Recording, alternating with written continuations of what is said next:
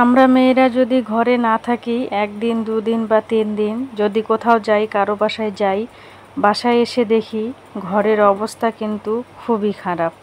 Hello everyone, আসসালামু আলাইকুম। ইউটিউবের সকল ভাই ও বোনেরা, আশা করছি আপনারা সবাই ভালো আছেন। আলহামদুলিল্লাহ, আমিও আপনাদের দোয়াতে ভালো আছি। তাই তো চলে আসলাম নতুন দিনে নতুন একটি ভিডিও নিয়ে। আশা করছি সম্পূর্ণ ভিডিওটির সাথেই থাকবেন। তো আজকে আমার ভিডিওটি শুরু করছি আমার ঘর থেকেই। তো আমার এলোমেলো ঘরটা আমি কিভাবে গুছিয়ে নিলাম সেটাই আপনাদের সাথে শেয়ার করব। 2 দিন বাসায় ছিলাম না, বাবার বাসায় ছিলাম। আর আমার ঘরের অবস্থা তো একেবারেই খারাপ। তো আসলে আমরা মেয়েরা যদি বাসায় না থাকি, এসে দেখি ঘরের অবস্থা একেবারেই খুবই খারাপ। তো বাসায় থাকলেও গুছাতে হয়, না থাকলেও গুছাতে হয়। এটা হচ্ছে আমাদের ডেইলি রুটিনের একটা কাজ। তো আমি আমার ঘরটাকে গুছিয়ে নিচ্ছি। তো বিছানাটা উঠিয়ে একটু ঝেড়ে নিলাম ভালোভাবে। আজকে উঠাবো না বিছানাটা। বিশেষ করে যাদের ঘরে ছোট বাচ্চা আছে তাদের ঘরদুয়ার তো একদমই ঠিক থাকে না, সব সময় অগোছালো এলোমেলো থাকে। বাচ্চারা যখন মনে চায় তখন সেটাই কিন্তু নেয় হাতে, আর বিছানা এলোমেলো করে রাখে। আর বাচ্চারা সব সময় এলোমেলো করবে, এটাই কিন্তু স্বাভাবিক। তারপরেও কিন্তু আমাদেরকে গুছিয়ে রাখতে হবে। আর আমাদের ছোট বাচ্চাগুলো আছে, সেই কারণে কিন্তু বিছানা চাদরগুলো ধোয়া থাকে না, ঘর দুয়ারও ঠিক থাকে না, সব সময় অগোছালো থাকে।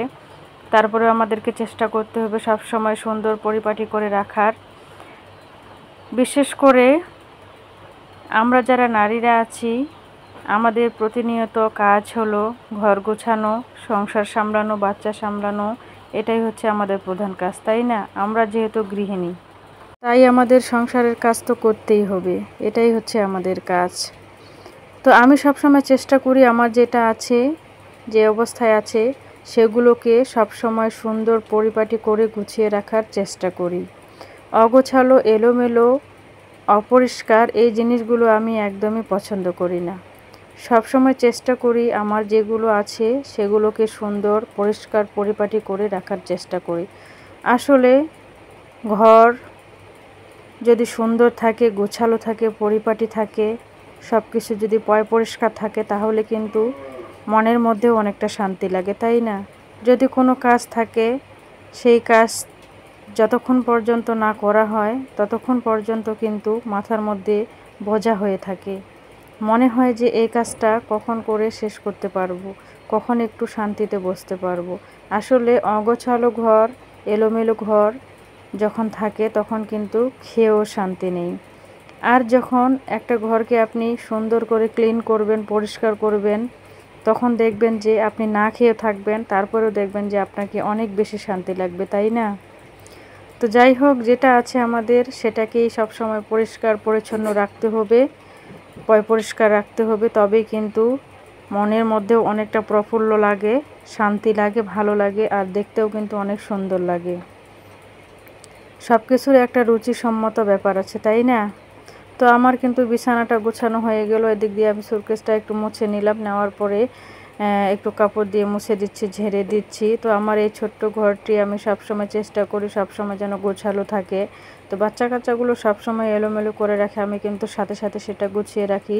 কখনো ফেলে রাখি না যে এখন এলোমেলো করেছে আবার আরেকটু পরে করবে, তো সেটা কখনো ভাবি না। তারা যদি 10 বার এলোমেলো করে, আমি কিন্তু 10 বারই গুছাই।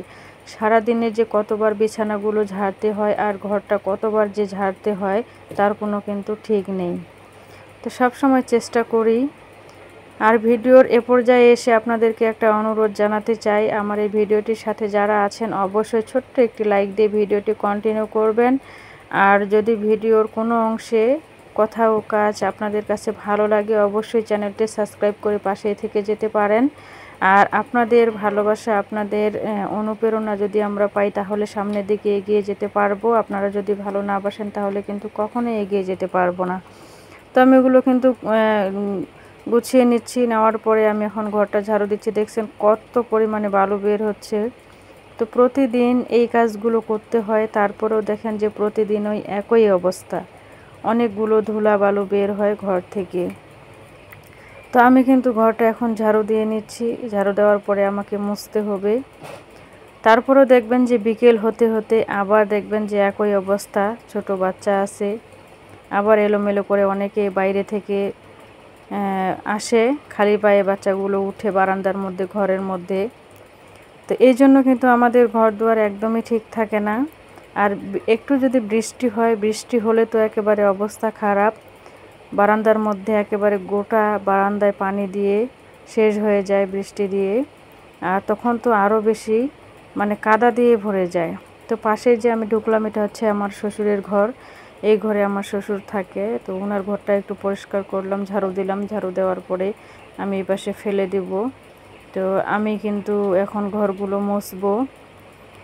আসলে ঘর গোছাতে অনেকটাই কিন্তু সময় লাগে। যখন এটা করতে যাব তখন মনে হয় যে আরেকটু কাজ বেড়ে গেল, যে এটা করি। এরকম করতে কিন্তু অনেকগুলো কাজ বেরিয়ে আসে। আসলে আমরা যারা গৃহিণীরা আছি, আমাদের কাজের কোনো শেষ নেই।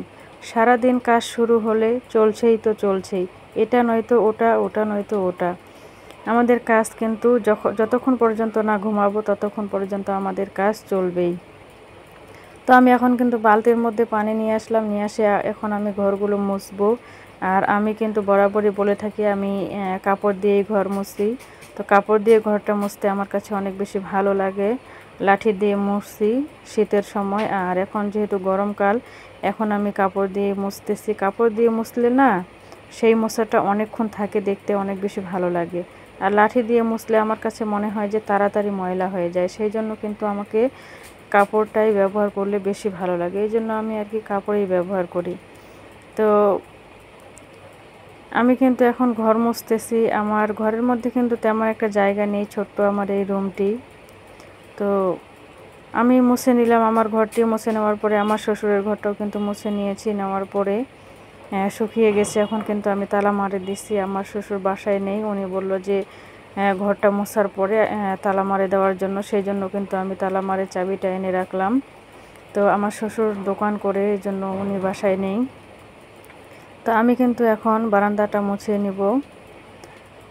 আমি চেষ্টা করি আমার সমস্ত কাজ শেষ করার পরে একটু শান্তিতে বসার জন্য। কখনো কোনো কাজ ফেলে রেখে আমি বসে থাকি না। তারপরে ঘর দুয়ার মুছে কিন্তু আমি পরিষ্কার করলাম। করার পরে আমরা কিন্তু আমার ছোট্ট মেয়ে আর আমরা গোসল করে আমরা কাপড়গুলো শুকাতে নিয়ে আসলাম ছাদের মধ্যে। তো আজকে কিন্তু অনেক বেশি পরিমাণে আমরা কাপড় ধুয়েছি। সেই কাপড়গুলো নিচেও দিয়েছি, আবার ছাদের মধ্যেও এনে দিলাম। তো এতগুলো কাপড় নিচে দেওয়ার কিন্তু জায়গা একেবারে নেই।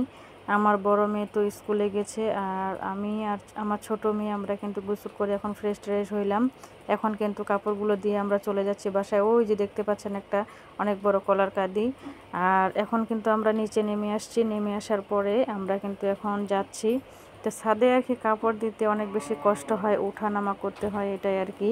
তো এই ছাদটা কিন্তু আমাদের না, আমাদের বাড়ির পাশের একজন মানুষের। তো এইখানে কিন্তু সবাই এখন কাজ করে না, সেই জন্য কিন্তু সবাই এখানে কাপড় শুকাতে দেয়। ছাদের মধ্যে কাপড় দিলে তাড়াতাড়ি শুকিয়ে যায়, সেই জন্য।